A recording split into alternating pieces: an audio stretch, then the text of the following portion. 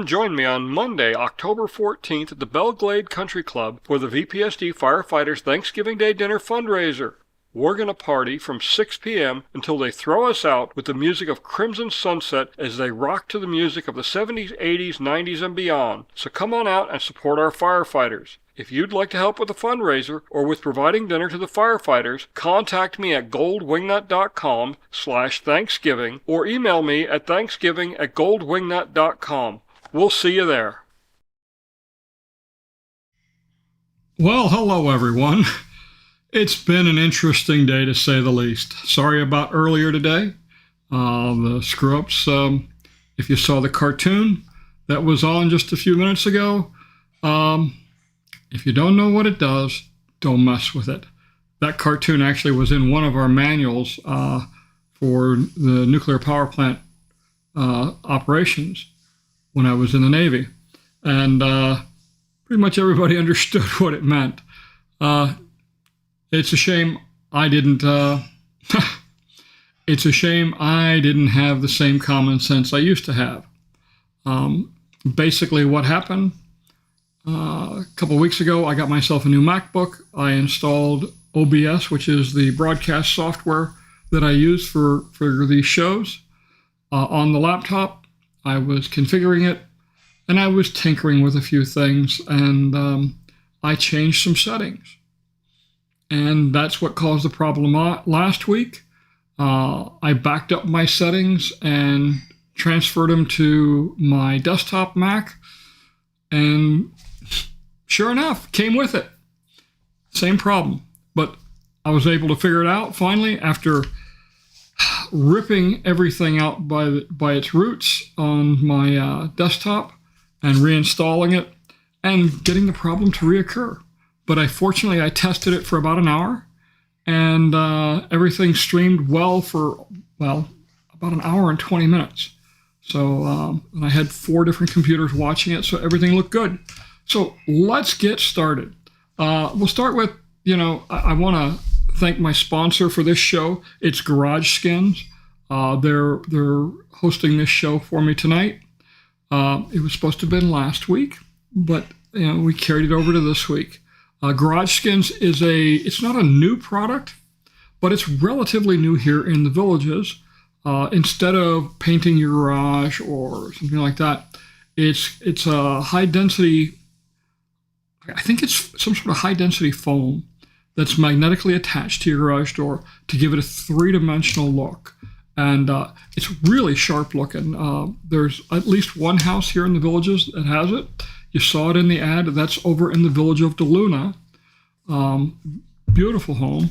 Love the garage skins on it. It's a nice touch. If you're looking for something other than the white or highlighted paint that we normally see on the garage doors. So, anybody got any questions? Nothing. Okay. Well, let's see. Oh. Let's start out with an easy one. Oh, hello, Lily. Let me grab this. Did everybody get this? Sitting in your driveway.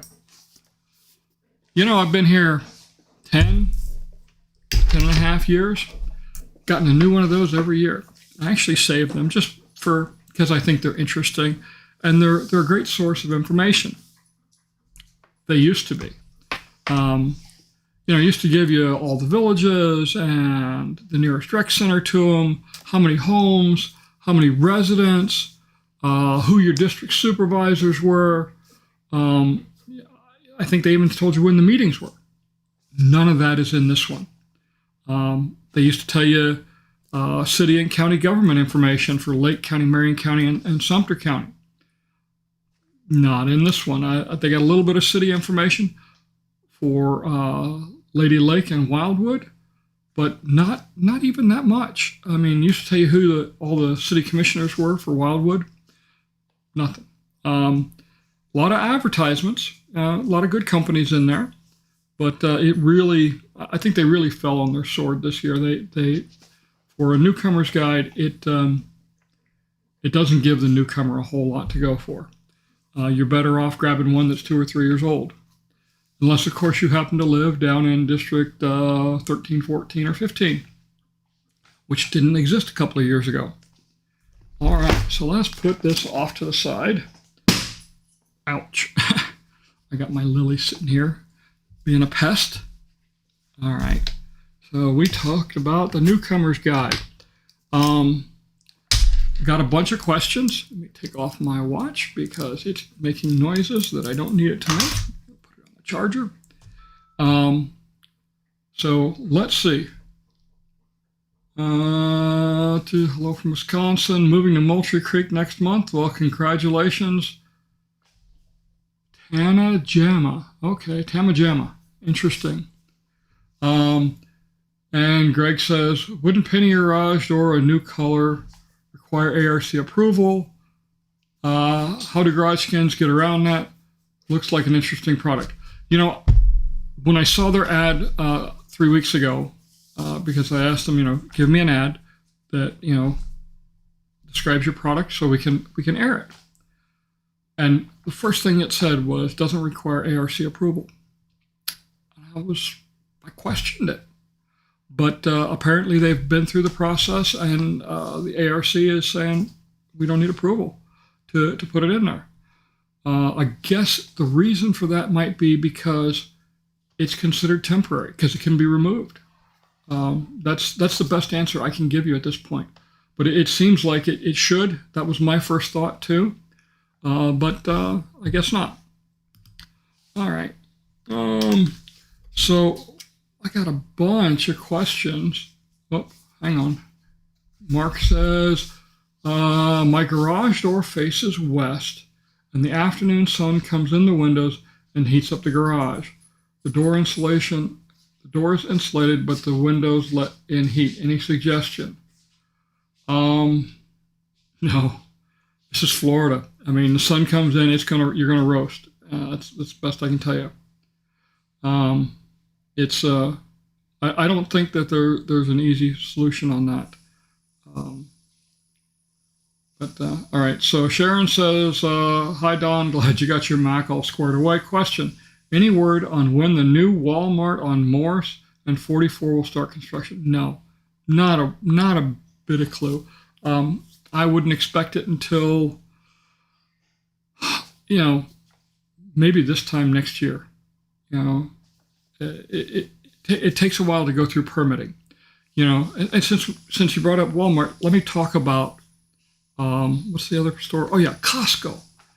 On Facebook, I've seen a lot of rumors passing around that, oh, they've changed their mind, they're not doing it, blah blah blah.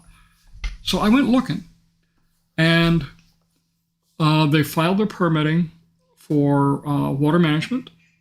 It was turned back for some minor administrative errors or omissions, actually. Costco wasn't listed as one of the owners on the permit, only the landowners, which would have been the villages.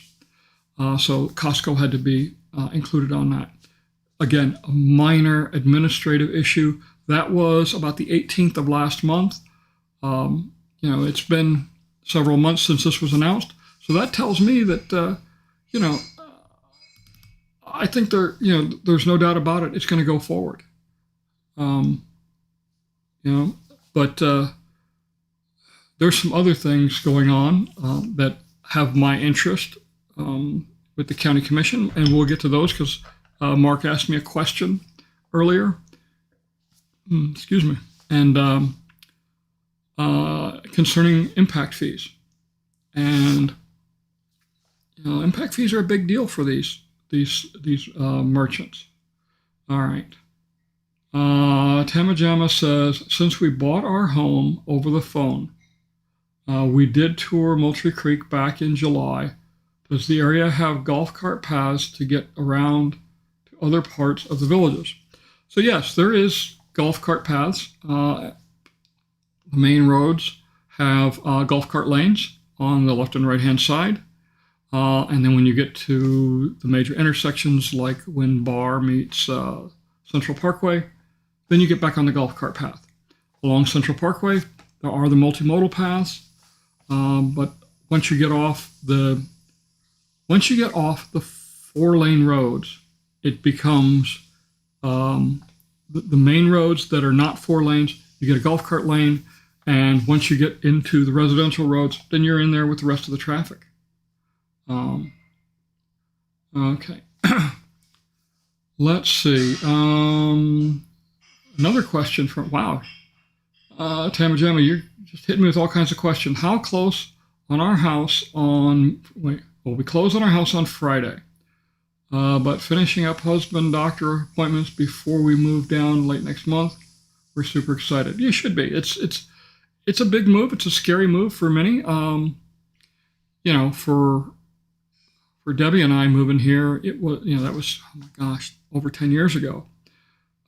Actually, about 10 years ago at this time, we were here doing 11 years ago at this time, we were just finishing up our lifestyle preview that really cemented us into buying. After we spent a couple of days here, it was like, wow, yeah, it's the place we want to be.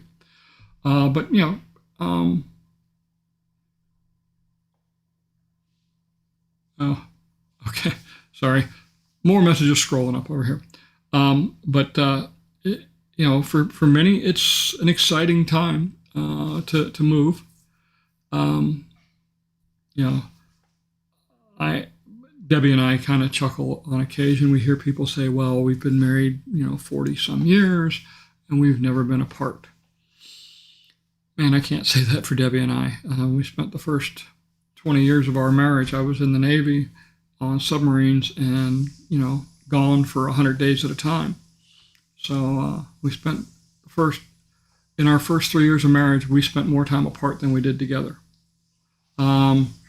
Let's see. Cheryl says, I'm going to do a lifestyle visit and wanted to know who is dependable private service from the airport to the villages and drive me around to see different places. I think it's called Vroom now. Used to be Villages van or Villages Airport's van. So they're pretty reliable for getting you to and from the airport. As far as driving you around here, I can't help you on that. That's a whole different ball game.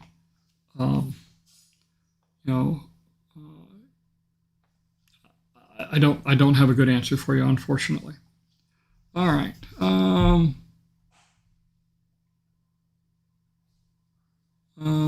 Let's see.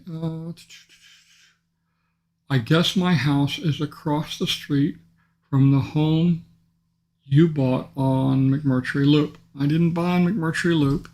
I bought on Laura Loop.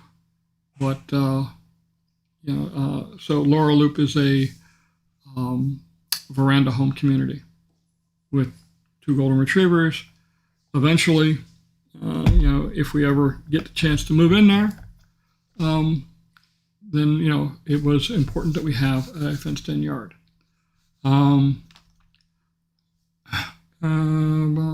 Let's see.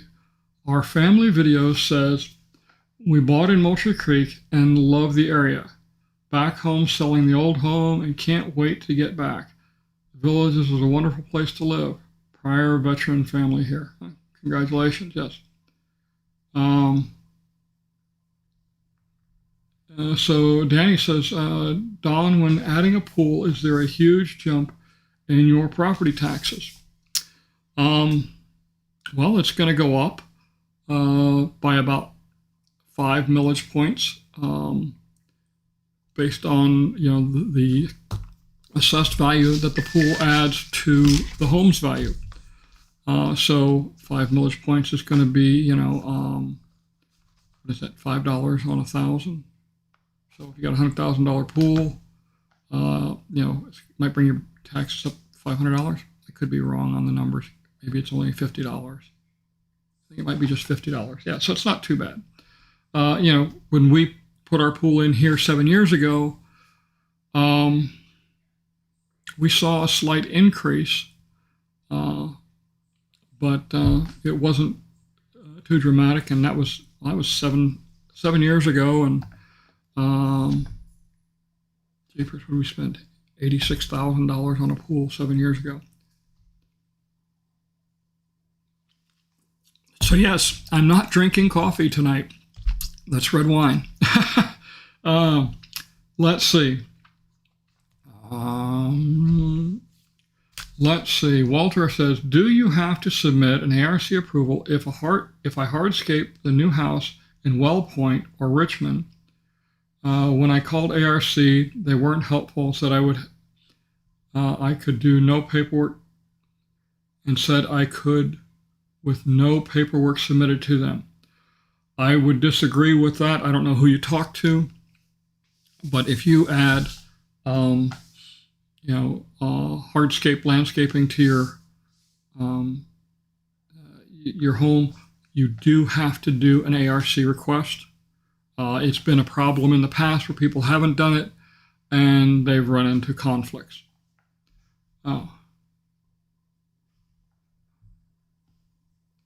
Let's see. Oh, Mark says, how's the next construction video coming along?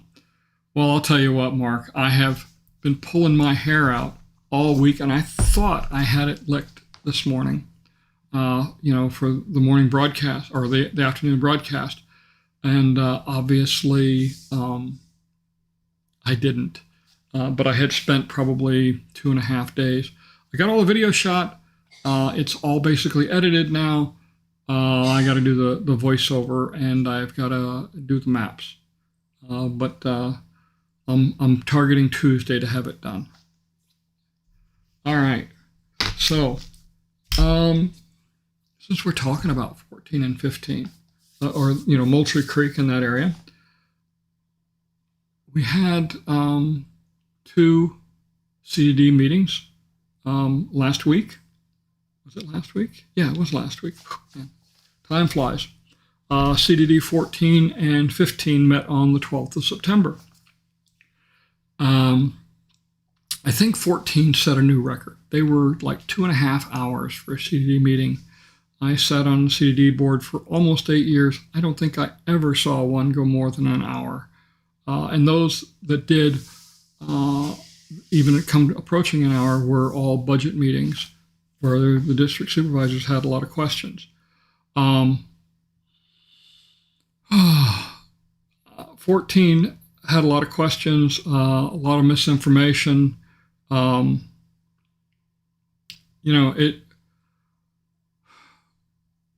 of the key questions: are they going to see an increase next year? Is the developer going to chip in next year? Well, obviously we can't predict the future, but I can tell you, I doubt the developer is going to chip in another $2 million next year and help out 14 or 15. And yes, you will see another increase, probably 35 to 40% next year, because they didn't get it all this year and prices continue to go up. And really, back to what was the cause of this? Well, at the beginning of last year, not all of CDD 14 was built out, only a limited portion of it, and the rest of it was still basically dirt. They weren't cutting the grass. So if we just take a look at cutting the grass, okay, what do they charge? What is the contractor going to charge the district? Are they going to charge them for just the amount of grass that they have, and then they take it in the shorts as more and more grass comes online and the village builds out? Or do they charge so that they would take and lose? Or do they charge for the full area? And basically at the beginning of the year, they would be overcharging the CDD. Now, they took someplace in the middle. Well, now it's all built out. So now they got to go from the middle to the full extent. That's why your fees went up. The EMAC, Eastport Maintenance Advisory Committee, that is basically just like PWAC, Project Wide Advisory Committee, which handles CDDs, I want to say, 5 through 13. It is a way of shopping at Costco, if you will, buying the big lots of stuff, getting bigger contracts, which allows a lower unit price for things like landscaping, for things like flowers, the maintenance on the retention ponds, things like that. And so they do the bulk of your district's maintenance. That's why the bulk of the district budget goes to PWAC, goes to EMAC. Okay, it's just, if they're doing the bulk of the work, that's where the money's going to go. You're paying somebody to manage that, and you got to pay for the cost that they incur. The other advantage that people lose sight of is the risk mitigation. If something goes wrong, let's say you get a major pump go out that pumps the water through between the retention ponds, okay, and it's $500,000. Because of the agreement for these commonly maintained facilities, everybody gets to pay a share of that. So even though it might be in 14, they're not going to pay the full share. 15 is going to pay part of the share, and Eastport Commercial District will pay part of their share on that, and eventually 16, 17, 18, and 19 and on up, as they join EMAC, they'll continue to pay a portion of it. And that helps keep the affected district's budget more stable, because they had something this year. Next year, something big happens in one of the other districts. Then everybody gets to pay a portion of that. So instead of having these big spikes all over the place, we get a nice, a much more even distribution of the risk, and it's a good thing. I wasn't inside CDD 14's meeting. I didn't hear all the answers. I was in CDD 15's meeting, and only one individual made any comments. Yours truly. I got up. I had one comment, and I was disappointed in the response I got, because I got none, and I think that was the wrong answer. My recommendation was, don't cut CDD 15's maintenance assessment. We all went into CDD 15 expecting it to be a certain value, so we're going to cut it this year. And then next year, the $2 million doesn't materialize, therefore it goes back up. I told them, if you cut it this year, next year you're going to have 50 people in line complaining about raising the maintenance assessment 20% because they cut it 18.5% this year. I said, put the money in the bank. Let's build up our working capital. Let's build up our capital reserves, and keep our cost constant, because that's what we were expecting. Now, was there an agreement with the developer that said, no, this has got to go to offset the maintenance assessment? Or basically, was there strings attached to the money? And that would be a reasonable one. And if there was, that should have been said. But nothing was said. The district supervisors said nothing. They just went in and voted on it and didn't bother to address my comments. If they would have said, hey, the developer said it's got to go towards maintenance assessment, so we have to do that, I would have been happy. But they didn't even have the courtesy to acknowledge the comment. So that's something that annoys me. It's not something that we did when I was on CDD 10. It's not something we did when we were when I was on the county commission. Anyway, so we've talked about 14, 15 EMAC. So we're done with that. Let's go back over here to the other questions. And let's see. Cheryl says, I've seen the terms volume ceiling and kissing lanais. What does that mean? So volume ceilings just means high ceilings. a lot of time, generally when they're talking about a volume ceiling, they're talking about one that's the room's got a pitch to the ceiling.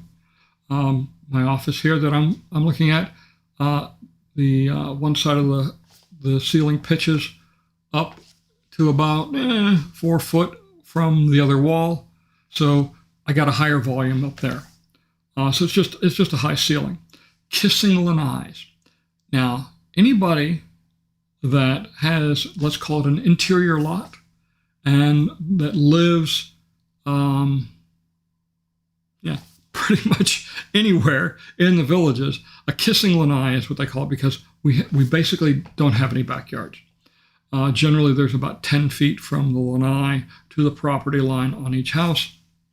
So when you're out reading the morning paper, if you're working a crossword puzzle and you say 8 letters that means banana, the guy next door sitting on his lanai, he can tell you the answer because he can hear you. That's why they call them kissing lanais. I think that's one of the reasons that they've started with this PVC walls that they're making available. I think they're like $3,000 for 30 feet or something like that. And they've also in Wellpoint put up some walls between the houses. Again, I think that's to keep the kissing lanais down, if you will. Let's see. Jerry says, any word on Wellpoint patio villas for purchase? Nothing yet. I think the initial patio villas are all going to be used for lifestyle preview. My understanding is that Atwood Villas and Christopher Villas are being demobilized as lifestyle preview properties, and they're moving them farther south, closer to where the homes for sale are going to be. And, we're probably 6 to 8 months away from Eastport opening. So they'll want people to be close to Eastport. All right. Danny says, Dawn, for homestead, do both of us have to be retired or just one person qualifies? Homestead exemption has nothing to do with retirement. If you're a Florida resident, you get a homestead exemption, and that's $25,000 a year off the taxable value of your house for your county property tax. So that's where that comes in. So, but both of you would get the $25,000. Let's see. Mark says, what's the procedure to pay off the bond in full? Write a check? No. So there is a cutoff. I believe it's sometime in July. And I think if you pay before the 1st of July, it doesn't show up on next year's tax bill. And it has to do with just processing the numbers for the property taxes. So if you pay before July, then it won't be on your property tax bill next year. If you pay after July, then the amount you're going to pay is a little bit smaller because they're going to bill you one more year on your property tax. But the question becomes: do I pay off my bond? There's only one person that can answer that, and you look at them every morning in the bathroom mirror. It's about how long are you going to live there? Does this make the most sense for my money? 4 years ago we paid off our bond because they said if I'm here 6 years, then I'm probably not going to move. So I paid off my bond. I don't regret it. It saved me about $1,000 a year in property tax on my. It saved me about $1,000 a year on my property tax bill. Doesn't affect my property tax, just the amount that I get billed. But yeah, you just go down to the district office and you write them a check, and they'll give you a receipt, and it gets processed. Okay. Bill says, hi, Don. If I'm interested in using your services for a video and photo package on a home I will be having built at Wellpoint, how much do you need in advance to get me on your calendar. So, Bill, once you get your house, your lot picked out, and you know where it's going to be, and you at least get your date for design, go to my website, fill out the form. It's under, I think it's under our services. It's right there on the wait, hey, I got it right here. Let me. So click on the home construction photo and video package, and it takes you here to new home. There's a description of it and the prices, and you fill out this form and you hit send, and it comes to me, and we'll get you set up. Payment is due in full upon going to contract with me, and that's not much to it really. But yeah, but once you're on the calendar, so what happens is once we get you on the calendar, first thing we're going to do is we're going to go out to your house, your lot. We're going to take some ground shots of it so you see what the lot looks like. Then we're going to take an aerial. And first we're going to look down, and then we're going to look around so you can see what's around you and give you a nice view of that. And then about once a week until home construction starts, we'll go by. We'll take a picture about once a week. We go by 2 to 3 times a week and check to make sure we're staying on top of when it gets started. But that's all there is to it. So I've got right now, I just booked my second house in Wellpoint. It's nice because it's not as far to drive from the village of Hillsborough, where I live right now, to go take these pictures. Excuse me.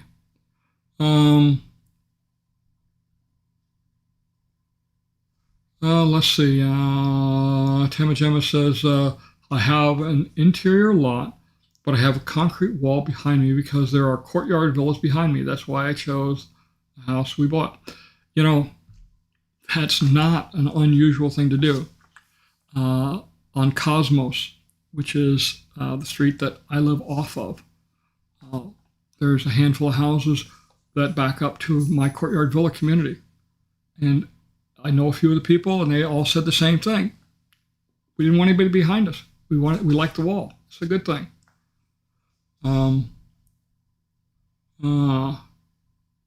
You are still on. Huh, thank you, Mushki. Yeah, it's working. I know. It's hard to believe. All right. What were we talking about? We answered all those questions. I have got a whole stack. There was one in here. This one, I got to read this one. If you remember, a couple of weeks ago, I think it was August 20th. It was a Tuesday. It was about 15 minutes before the election results started coming in. I got a phone call from one of the people who bought one of our pups. They bought Loki. And they thought when they bought him, that they would be moving into a house. They ended up moving into a 2-bedroom apartment with a teenager and a young child. And Loki just wasn't working out. There just wasn't the room for the dog, and it didn't work for them. And part of the agreement when they purchased the dog, which is like everybody else, is if you purchase the dog and for whatever reason you can't care for it, and I'm not really, I don't make any judgments. All I care about is the dog. If they couldn't care for the dog, they were to let me know, and I would get the dog cared for. So that Wednesday we went up, we picked up Loki, we brought him home. He's an incredible pup. Very, very, very smart, and very adaptable. So anyway, 2 weeks ago, I guess it's been about 2 weeks now,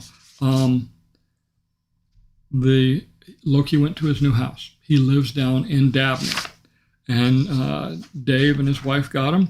And his email says, Don, we wanted to let you know that Loki has adjusted really well. He seems to love being part of our family now.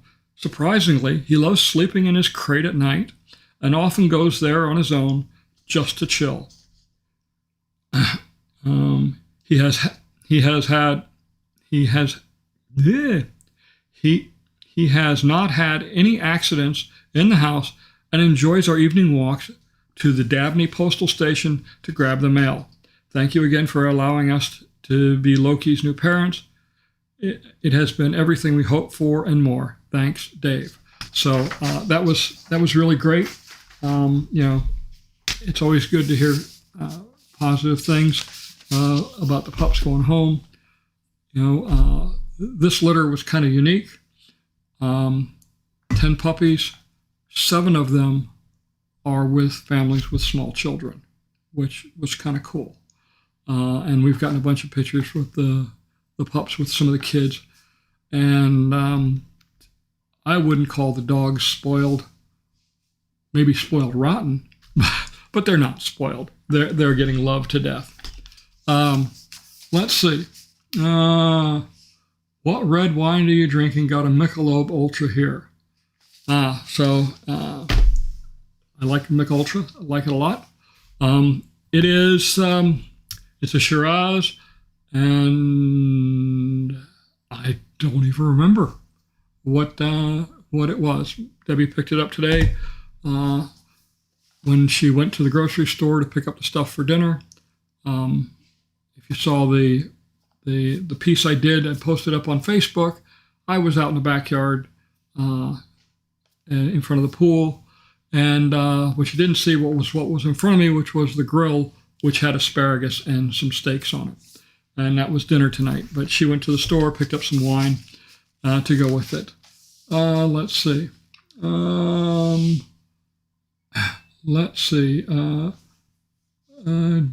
Darkham 808 says, why are some retention ponds always dry? Some houses back up to a pond in DeLuna that has been dry for a year and a half.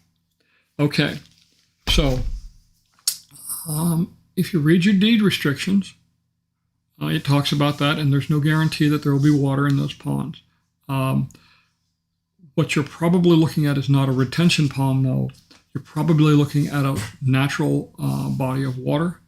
There are several of those in DeLuna, and they have no control over how much water is in those natural bodies. It's all up to Mother Nature. The retention ponds, they can move some water around. They can't move it across the villages. If you were to look at the piping that's in the system, pretty much everything up in the northern part of DeLuna can move around between those ponds, but it can't go down to Marsh Bend and vice versa. And Marsh Bend can't pump water over to Richmond. And Marsh Bend can't pump water over to DeLuna and McClure. Different, let's call them phases of construction, are contained with the retention pond system, so they can move water around as necessary, and they use it for irrigation. But as far as some of them being dry, if it's dry, it's probably that way because it's a natural basin, and they don't have liners. The man-made retention ponds do have a heavy plastic liner that keeps them from draining. Let's see. Cheryl says, do you do a dog rescue? I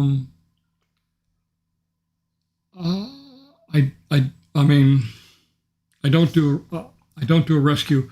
My first golden was a rescue. Bo, God bless his soul, he wasn't a dog. He was an old man in a fur coat, and he knew me better than I knew myself in just a few short weeks. I still miss him to this day. It's coming up on 12 years since he's been gone.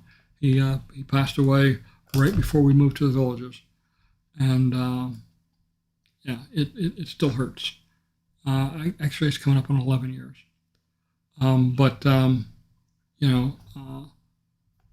I don't do rescues per se. Now, if somebody has a dog that's missing, and I have the time, and I'm not preoccupied with something else, I can go out and help find the dogs using the drone.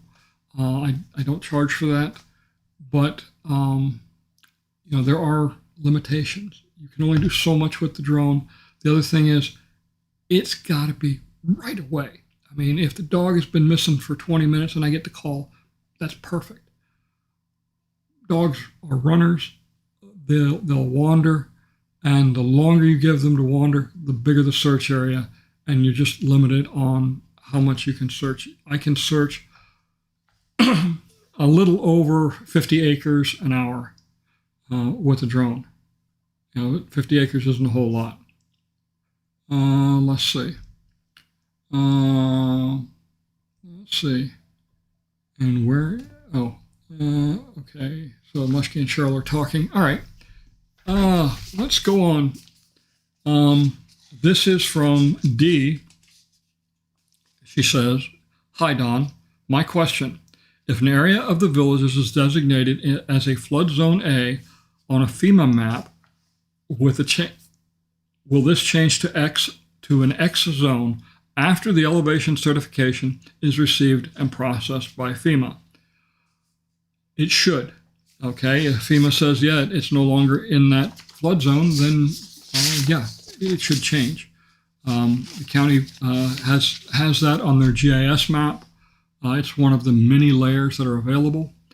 And obviously it's worth keeping an eye on if you know that it's been submitted to FEMA.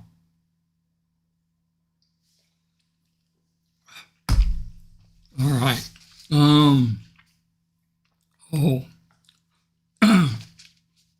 So this is from Michelle over in the village of Chitty Chatty.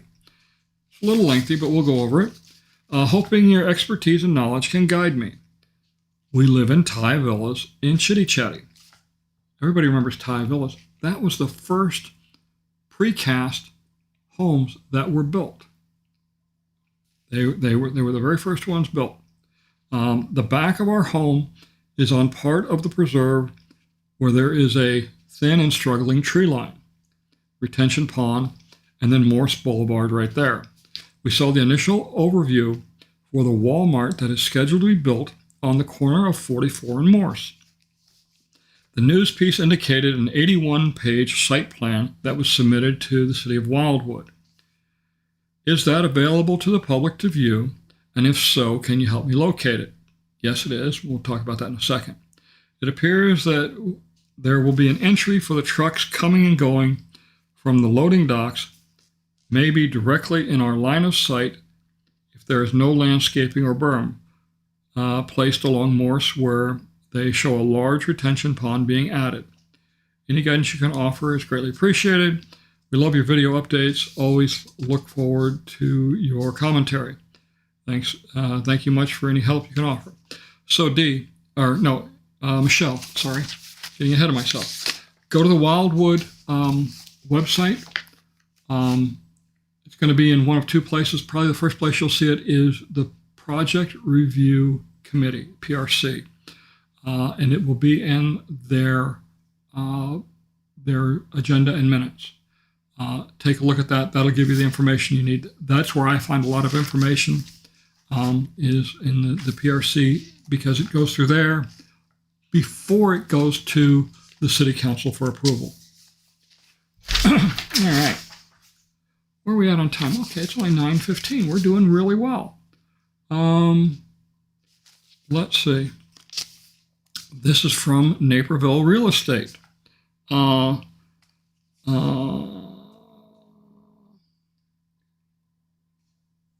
Okay.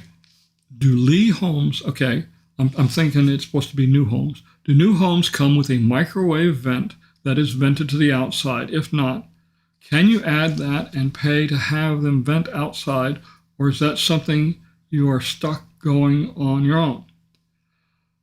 And she has a second question. Does the developer give a tax proration on the value of the finished home or raw land?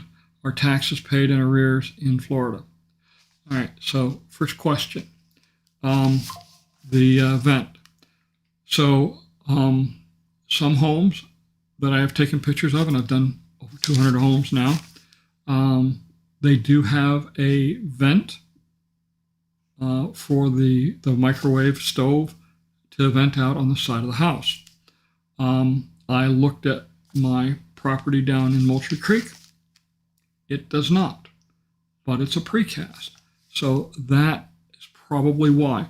I'm going down that way tomorrow to check on some weeds that are growing, and I didn't have time to pull, partially because last time I was there it was raining. But anyway, I'm sure they're taking over. I'm going to look. I think that they have ductwork that exhausts up into the attic and then out to the soffit, like they do for the bathroom vents. But I'm going to check. I won't swear on it. I can tell you that in my courtyard villa, it does not. It just recirculates back into the house. So it's pretty much useless. So does the developer give a tax proration on the value of the finished home or raw land? Are taxes paid in arrears in Florida? So they give the proration based on the assessed value of the property, which is generally the raw land on a new home. And that's, because there's until the house gets sold, the property appraiser has no way of knowing what the value of the home is. And yes, they are paid in arrears. What happens is they finish their appraisals late January, early February, I believe it is. The property appraiser does. Joey Hooten's got a tremendous job to do. He's got so many homes he's dealing with every year. I mean, they're adding 3,000 to 4,000 homes every year just in the villages. Plus what's outside the villages is probably another 400 homes. And even that's growing. But anyway, so January, they assess the values. By the 1st of July, the county commission is given the total appraisal, and they use that amount to set the millage rate. And then that determines the taxes you're going to pay when you get your property tax bill in November. And so, yes, the property tax you pay in November really is, the first year is always reflecting the raw land. And if you have a mortgage, then your escrow goes bouncing all over the place. It just, yeah, it's kind of screwy, but it is what it is. Let's see. Let's see. Bill says, Don, with a new build of 4 months from the villages, do they allow a home inspection from an outside contractor on a new build? If so, will I have enough time to set one up with a company for March of 2025? So they don't allow the inspection to occur until after you take possession of the home, and then they give you a week. Most people will get a home inspection within that first week by a certified inspector. And,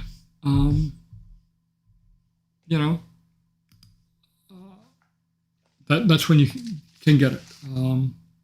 That's all there is. That's best I can tell you. John says, I believe our micro is vented outside in our build, which is precast. It's an Oreo. So that's a good question. I don't know the answer. Like I said, I looked at some pictures that I had, but I'm going to go back over, like I said, tomorrow and take a look after I pull some weeds. Let's see. I saw the micro vent in your latest video of our build. Okay. Let's see. Let's just take a 30-second break here. I need to step away. A new wood garage door? Kelly, that's going to cost a fortune. It might not be as bad as you think. Let's crunch some numbers.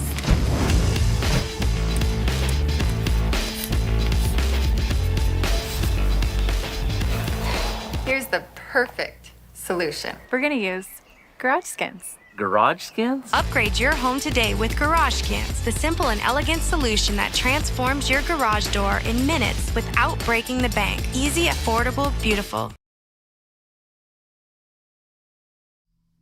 All right.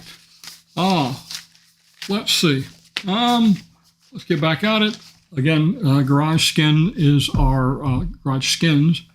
is our sponsor for this evening's video. Hey, there's Lily. She's right behind me. Where you at, girl? Hey, come here, sweetie. No, we can't see you too well. Camera's not looking down at you, baby. That's okay. All right. But again, if you're interested, Garage Skins, their number is showing up here on the screen. And, excuse me.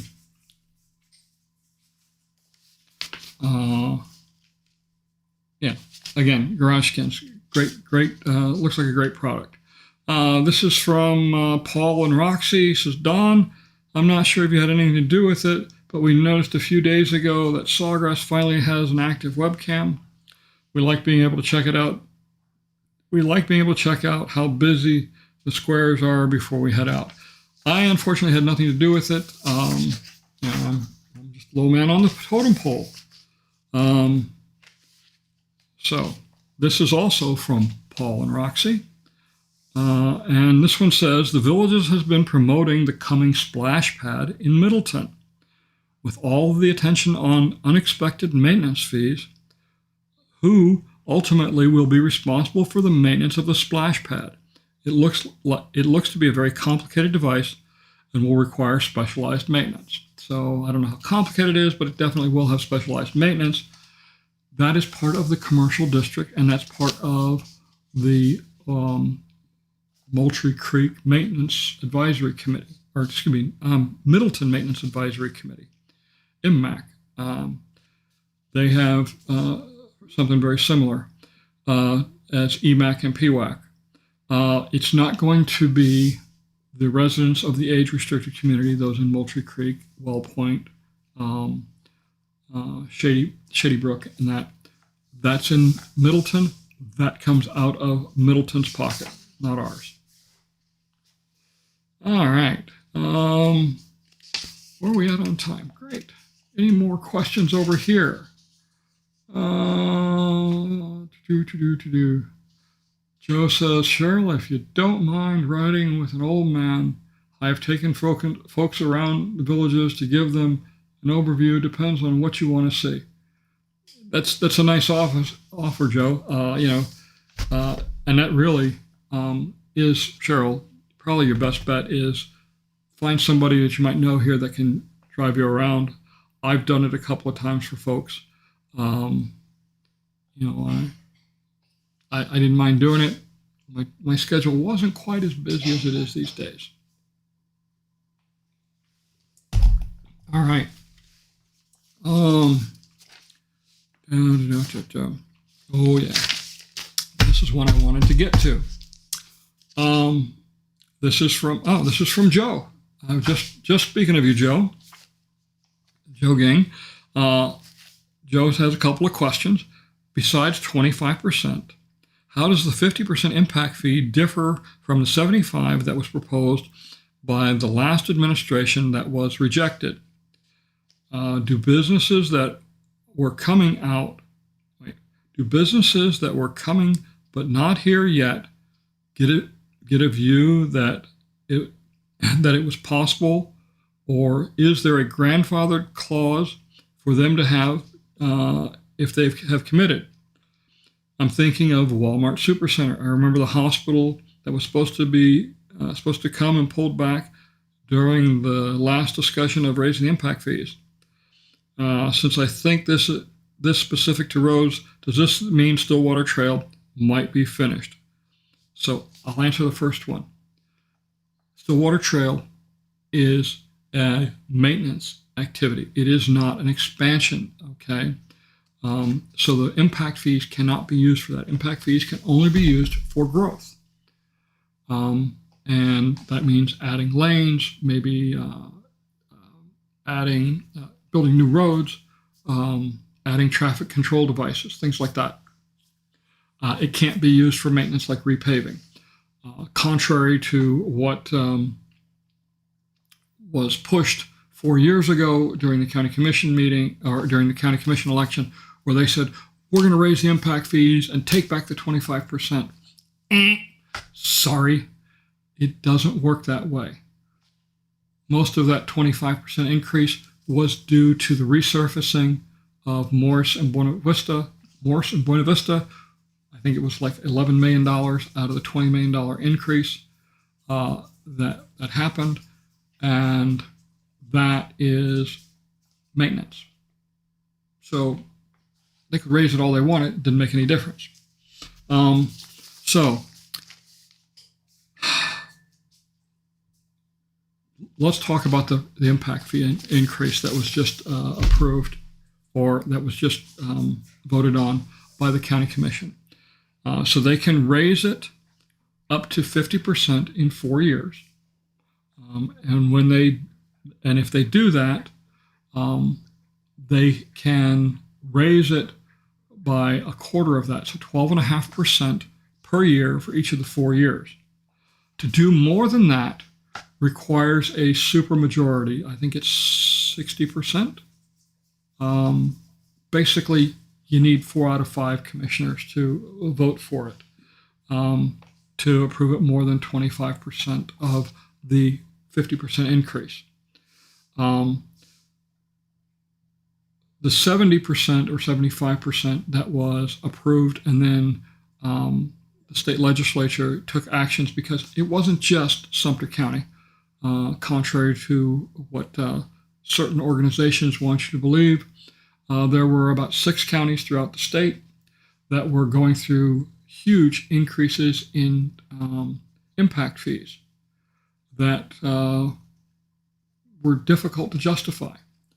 The state did not say you can't raise your impact fees. They said, if you want to raise it more than 12.5%, then you got to do a study to validate, okay? And if you don't do a study, then you can't raise it more than 12%, 12.5%. The county commission raised it 75%, and then that was in like February or March. And I think it was May or June, the state instituted its action, and that had to be rolled back. 75% increase is huge, okay? And in my book, there has to be a demonstrated need, okay? Obviously, there wasn't a demonstrated need, okay? This was, I'm going to say it, let's screw the developer. That's what this was all about with these county commissioners. They wanted to stick it to the developer because they were getting a good deal because of the 25% increase. And it's pure bull, okay? If there was a need, if there was truly a need, then they could have enacted that 12.5% right there on the spot with no further action. It would have been basically, they strike down the 75% and then do their 2 or 3 meetings that are required and enact 12.5% if there was a need. But they didn't, which tells me there was no need, which validates my statement that this was, let's just stick it to the developer, okay? So Mark Morgan asked me a question. Let's finish Joe's question up. Do businesses that were coming here, this was in the works, had been in the works for a year. Last year we approved doing the study for the impact fee adjustment. It's required every 5 years by state law. So last year we put the wheels in motion, and around January they started crunching the numbers and reviewing the information to come up with the new numbers. And they said yes. With the new numbers, there was a demonstrated need for an increase, and they made their recommendations. As far as the businesses go, yeah, this is a huge impact. Okay, it's a huge impact. Let's take Super Walmart, 20 fuel pumps. Costco's putting in 22. But 20 fuel pumps, each fuel pump has an impact fee of $4,000. Okay? You just raised it 12.5%. Okay? Which is another $500 that went up. Times 20 pumps. It's $10,000. Holy mackerel. When you start talking about the building, if it's, 80,000 square feet, that adds up very, very quickly. And it does have a huge impact on businesses. That's why 3 years ago, when the county commission enacted their 70%, there was a huge rush to get permits filed and pay the impact fees ahead of time.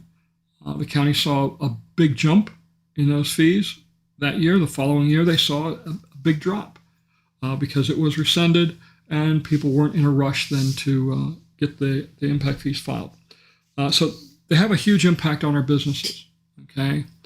They also have a huge impact on the residents. Okay. So let's be honest. When we're talking about the villages, we're talking about retirees. Most people that live here have been smart with their money. They've saved. They've prepared for their retirement. $500 difference on the impact fee that is going to be assessed on the house, and the developer doesn't pay that. The homeowner pays that. It's right there in your closing statement. Okay? Anything that's paid on that is coming out of the homeowner's pocket. It doesn't matter which side of the ledger it's on. It's still coming out of the homeowner's pocket. Businesses don't pay taxes. They collect them. That's all they do. But it's 40% of the max. 40% of the rate is what a retiree. I'll get it out in a second. An age-restricted home pays. But if you're talking about a young couple that's building a home out in Bushnell or maybe Lake Pan, okay, that's a huge number because they're not paying $950 or $966 right now. They're paying $2,600, and we're going to raise it another 12.5%. That's a lot of money for them. So yeah,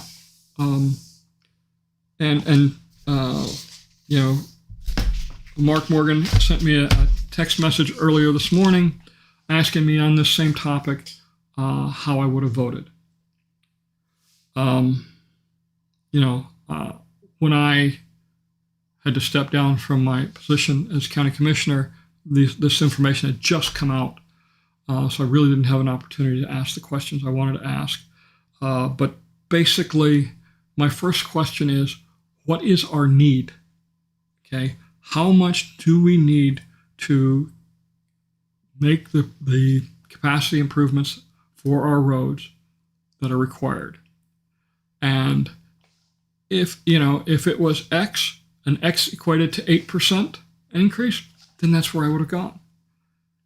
If X was 15%, then we'd go at 12.5%. But I would not have jumped on, hey, let's do the whole 50%. That's just not where I'm at. When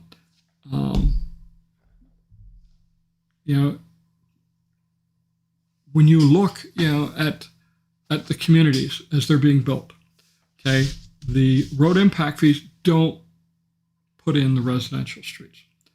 Those either come out of the cost of the house or they come out of the bond if you live here in the villages, okay? So the only thing that this is doing is the main roads, and the county road agreement is just a great thing. We're saving $1.3 million per lane mile with the county road agreement over what the rest of the state is paying. So it's a big deal. All right, let's see.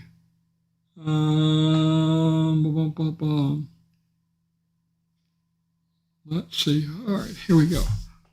We got a whole bunch of stuff coming in while I've been talking. Sorry about that. Let me back up. Here we go. Me too. Okay.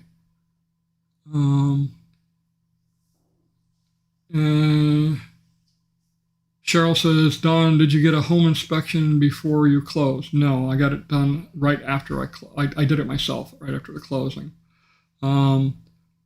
Bikenut says, Don, I was under the assumption that new concrete builds were tilt wall construction. I noticed that there are block builds just off Marsh Bend between Bar and Bexley. Yes, they're still doing some block wall construction, but I would say 80-90% has shifted to tilt wall. I'm not sure what the criteria is for using the block wall construction. Let's see. Joe says he's done an aerial of my house, and we participated in the Thanksgiving project last year. How did he keep it? Well, not sure where that one's going here. Let's see. Bikenut block homes, 10 versions of current homes, meaning they have 10-foot ceilings, 8-foot interior walls. Also allows for customization of floor plan, usually 50,000 or more. Okay. Hot Job Kit says Bikenut Kingbird is a standard model, and the Egret is the 10-foot version of the Kingbird. Okay.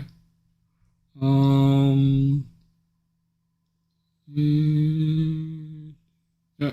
Muskie says you're talking about millage rate, and most people think they don't understand the millage rate. So millage rate is basically it's a percentage, okay? And I think 5 millage points is 0.5%. So it's a percentage. It's not the total tax. It's your assessable value times your millage rate gives you what your property tax is. All right, thank you, Muskie. Nice comments there. Let's see. Cheryl says, Joe, if you give Don your info, I can get it from him, contact you, if that's okay with Joe. Yeah, I'm okay with this. Let's do this. You know what? We'll talk about Thanksgiving because, yeah, we are coming up on the end of this. Let's see. Okay. So let's talk about the 14th of October. 14th of October, we are doing a fundraiser at the Belle Glade Country Club to raise money to help provide for the Thanksgiving dinner for the 10 fire stations here in the villages. We've been doing this for several years now. I started about 8 years ago with just one fire station, Station 45, which is over by Eisenhower. And then a couple of years ago, we expanded it to all the fire stations, which turned out to be a big project. So the money, what it goes for is things like sodas. We take several cases of sodas to the fire stations with their the meal. We'll use it to buy the turkeys. We'll use it to buy some of the paper products if they need it. We give them Ziploc, the big gallon Ziploc freezer bags and plastic containers for the leftovers so that they can put that away. Everybody loves leftover turkey. I know I do. But so that's what we're raising money for, is to help get that going. It's at, again, at Belle Glade. We start at 6 o'clock. The Crimson Sunset, it's a local band. It's going to be playing. They play music from the 70s, 80s, and 90s, and they say beyond. I'm not sure what's beyond the 90s, but yeah, got a little strange after that, I think. But that's just me. Anyway, so we're going to do a 50-50 raffle, a couple of other things I'm working on, but I do need some help in organizing that. The other thing that's happening is video number 150 will be coming out that night. I am renting a 16-foot diagonal screen and projector and sound system to project it there. That will be projected probably a little bit earlier than it goes live on YouTube. So if you're there, you get a half an hour advance view of when it shows. Why the 14th of October? Because 3 years ago, on the 14th of October, we did another fundraiser, and this was when we introduced video number 100. So it's a milestone. Okay, it just made sense when I started looking at the dates. It's like, hey, look at this. Well, might as well make it the same day. But anyway, it's a good time. Last time we did it at Evans Prairie, we had over 350 people attend, and it was packed. We raised over $27,000 for charity. It was a great time. It was my first time at ad lib public speaking. The first 10 minutes, the sweat was rolling down my back. I was nervous as could be, but I got through it. Anyway, it was a good time. We look forward to doing it again. I hope to see all of you there. If you do come, I'm going to encourage you, come by golf cart, okay? I chose Belglade because it has the largest parking lot, okay, and the largest area to park. But if you come by golf cart, double, triple, quadruple park your golf carts. That'll make more room for everybody. It's easy enough to do. If you're coming with another couple, then, park front to back next to behind each other to make most of our the parking situation. But I'm looking forward to doing this. It's always a good time.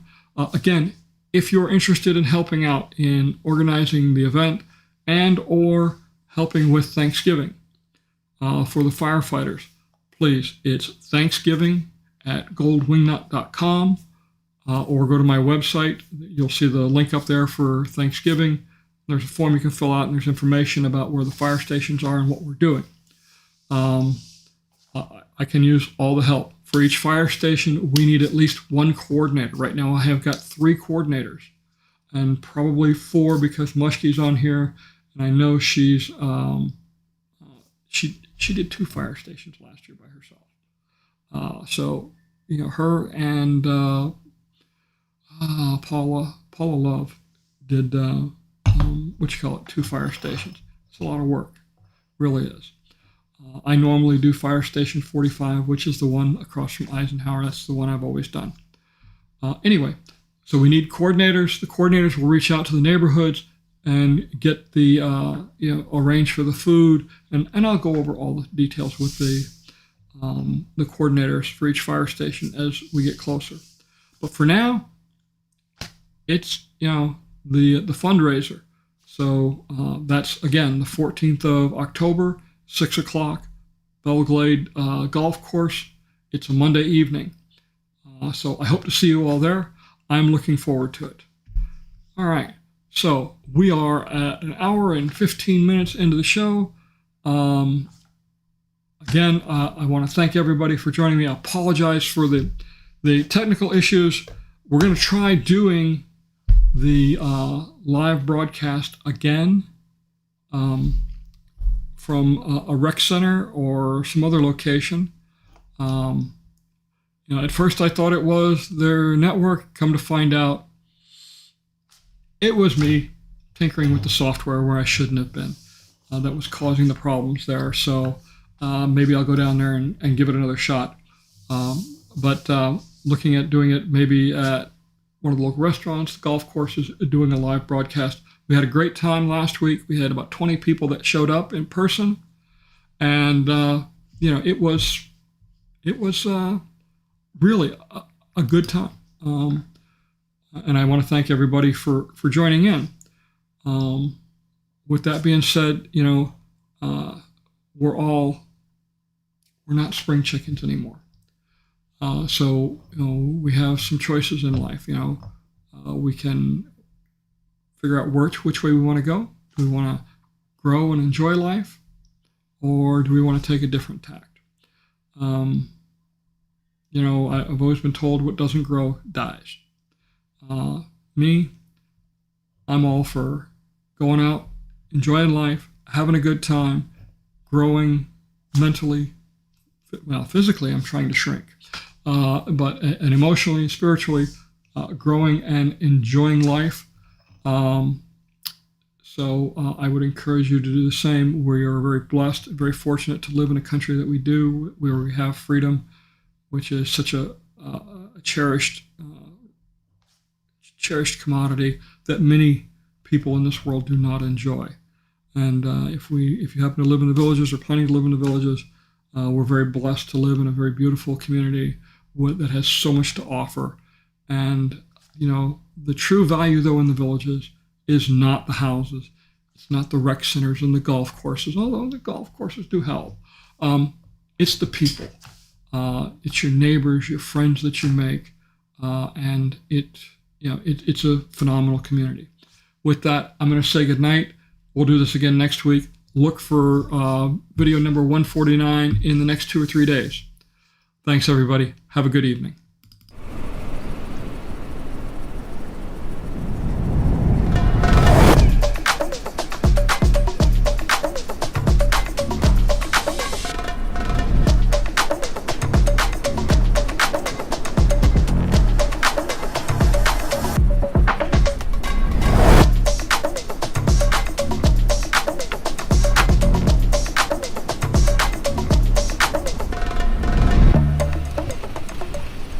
Come join me on Monday, October 14th at the Belle Glade Country Club for the VPSD Firefighters Thanksgiving Day Dinner Fundraiser.